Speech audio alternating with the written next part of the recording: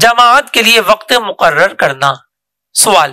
کیا فرماتے ہیں علماء دین کہ اوقات نماز جو شارع علیہ السلام نے معین فرمائے ہیں، ان کے بیچ میں کسی نماز کا فاصل وقت یعنی فاصلہ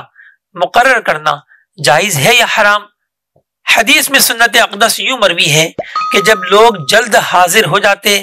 حضور اقدس صلی اللہ علیہ وسلم نماز جلد پڑھ لیتے، اور حاضری میں دیر ملاحظہ فرماتے تو تاخیر فرماتے، یعنی لوگ آنے میں دیر کر رہے ہیں تو آپ بھی تاخیر فرما دیتے، اور کبھی ایسا بھی ہوتا سب لوگ حاضر ہو جاتے تب بھی تاخیر فرماتے، یہاں تک کہ ایک بار نماز عشاء میں تشریف آوری کا بہت طویل صحابہ کرام نے کیا، بہت انتظار طویل صحابہ کرام نے کیا۔ بہت دیر کے بعد مجبور ہو کر امیر المؤمنین فاروق اعظم رضی اللہ تعالیٰ عنہ نے در اقدس پر عرض کی کہ عورتیں اور بچے سو گئے۔ اس کے بعد حضور اقدس صلی اللہ علیہ وسلم برآمد ہوئے اور فرمایا، روئے زمین پر تمہارے سوا کوئی نہیں جو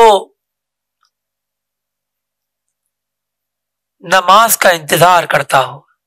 اور تم نماز ہی میں ہو جب تک نماز کے انتظار میں رہو۔ سبحان اللہ۔ مزید ارشاد فرماتے ہیں، نمازوں کے لیے اگر گھنٹے گھڑی کے حساب سے اگر کوئی وقت معین کر لیا جائے جس سے لوگوں کو زیادہ انتظار نہ کرنا پڑے اور وقت معین پر جلد جمع ہو جائیں، جیسا کہ حرمین طیبین یعنی مکہ شریف و مدینہ شریف میں اب معمول ہے، تو اس میں بھی حرج نہیں، جبکہ ضعیفوں اور مریضوں پر تکلیف اور جماعت کی تفریق نہ ہو۔